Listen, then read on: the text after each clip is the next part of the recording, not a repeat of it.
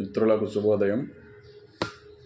ఈరోజు మనం ఎల్ఎల్బి చదవడానికి మనకు కావాల్సిన అర్హతల గురించి మరియు లా సెట్కు ప్రిపేర్ అవుతున్నటువంటి విద్యార్థులకు కొన్ని సూచనలు తెలియజేయాలని మీ ముందుకు వచ్చాను.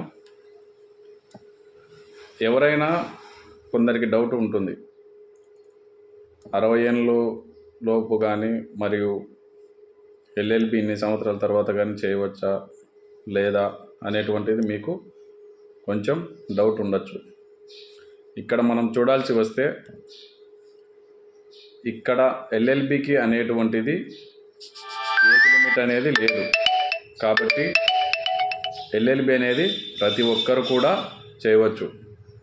కానీ ఇందులో ఒకటి ఉంది, ఎవరైతే గవర్నమెంట్ జాబ్ చేస్తూ ఎవరైతే పర్మనెంట్ జాబ్ చేస్తున్నారో వారికి ఎల్ఎల్బి చేసే అర్హత అనేది లేదు.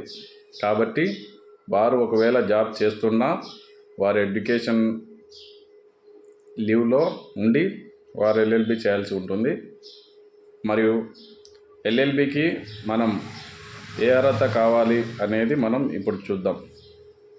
ఫస్ట్ ఆఫ్ ఆల్ మనము ఎల్ఎల్బి అనేది చేయాలంటే ఒకటి, ఎల్ఎల్బిలో 2 రకాలు ఉన్నాయి, ఎల్ఎల్బి 3 years మరియు ఎల్ఎల్బి 5 years. ఎల్ఎల్బి 3 years చేయాలనుకున్న వారు ఆఫ్టర్ డిగ్రీ అంటే డిగ్రీ కంప్లీట్ అయిన విద్యార్థులు మాత్రమే ఎల్ఎల్బి 3 years చేయడానికి అవకాశం ఉంది. అలాగే ఎల్ఎల్బి 5 years, ఎల్ఎల్బి 5 years చేయాలనుకున్న వారు ఇంటర్ కంప్లీట్ అయిన వాళ్ళు మాత్రమే ఎల్ఎల్బి 5 years జాయిన్ అవ్వాలి.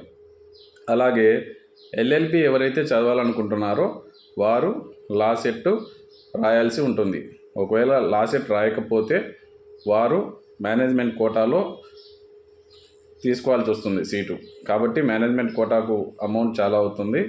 అలాగే ఎవరైతే లా సెట్కు ప్రిపేర్ అవుతున్నారో వారికి మనం ఈ వీడియో చేస్తున్నాము. మనం ఇప్పుడు లా సెట్ నోటిఫికేషన్ వచ్చేసి ఫిబ్రవరి 10వ తారీఖు వచ్చింది. అలాగే ఆన్లైన్ లా సెట్ అనేది ఫిబ్రవరి 12కు మనకు స్టార్ట్ అయింది. అలాగే లాస్ట్ డేట్ వచ్చేసరికి మార్చి 12 వరకు ఆన్లైన్ అప్లికేషన్ అనేటువంటిది ఉంటుంది. కాబట్టి ఎవరైనా సరే లా స్టూడెంట్స్ చదవాలి అనుకునేవారు కంపల్సరీ మార్చి 12లోగా వితౌట్ ఫీజుతో మీరు లా సెట్కు అప్లై చేసుకోండి. అలాగే మనకు హాల్ టికెట్ వచ్చేసి ఏప్రిల్ 20 అనేది హాల్ టికెట్ అనేది ఇష్యూ చేయడం జరుగుతుంది. అలాగే మనం ఎగ్జామ్ డేట్ వచ్చేసరికి మే 4 ఇచ్చారు. మే 4 ఎగ్జామ్ డేట్ ఉంటుంది. కాబట్టి ఇదంతా లెంతీ ప్రాసెస్ కాబట్టి వీరు మే 4 అనేది ఇవ్వడం జరుగుతూ ఉంది.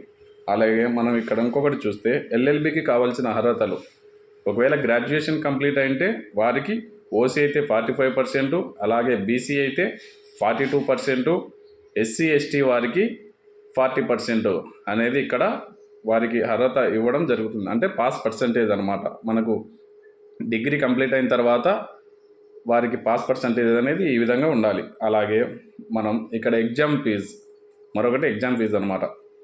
ఓసీ వారికి అయితే 900, అలాగే బీసీ వారికి వచ్చేసి 850, అలాగే ఎస్సీ ఎస్టీ వారికి 800. ఈ విధంగా ఎగ్జామ్ ఫీజు అనేది ఉన్నాయన్నమాట. లా సెట్కి ఎవరైతే ప్రిపేర్ అవ్వాలని అనుకుంటున్నారో వారు compulsory GK, general knowledge and mental ability, ఇవి 30 మార్క్స్కి వస్తాయి. అలాగే మనం ఇక్కడ ఇంకొకటి చూస్తే కరెంట్ అఫైర్స్ కూడా 30 మార్క్స్ అనేది వస్తాయి. అలాగే యాప్టిట్యూడ్ ఫర్ లా గురించి ప్రతి ఒక్కరూ అవగాహన తెలుసుకోవాలి. ఎందుకంటే ఇవి 60 మార్క్ కవర్ అవుతాయి అన్నమాట. మొత్తం మనకి 120 క్వశ్చన్స్ అనేది ఉంటాయి. వీటికి మనకు కేవలం 90 నిమిషాలు అంటే గంటన్నర మాత్రమే మనకు ఉంటుంది. ఇందులో నెగిటివ్ మార్క్స్ అనేది ఉండదు. మనకు 42 మార్క్స్ అనేది వస్తే మనం పాస్ అయిపోయినట్లే. ఇందులో నెగిటివ్ మార్క్స్ అనేవి ఉండవు. దయచేసి ఎవరు కూడా భయపడకూడదు.